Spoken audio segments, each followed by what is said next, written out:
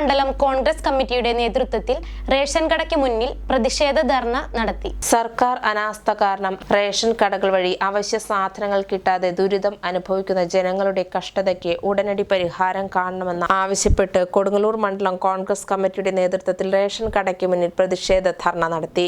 ജില്ലാ Congress committee secretary advocate V M Muhiyuddin ഉദ്ഘാടനം ചെയ്തു.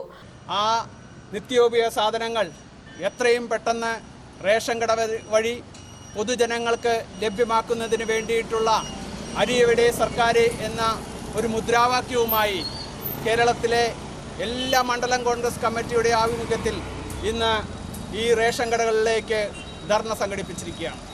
ഇത് വെറും ഒരു സൂചനാ ധർണ മാത്രമാണ്.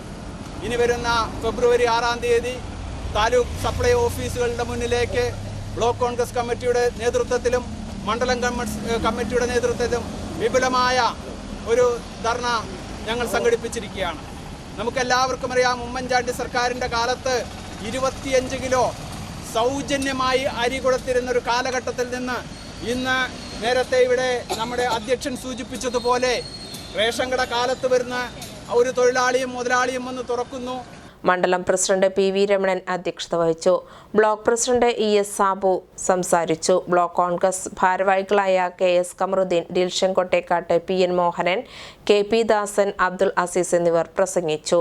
ആനന്ദൻ മേനോൻ, സുശീൽ കുമാർ, പ്രകാശൻ നടുമുറി, മനോജ് കൈതക്കാട്ട് തുടങ്ങിയവർ നേതൃത്വം നൽകി.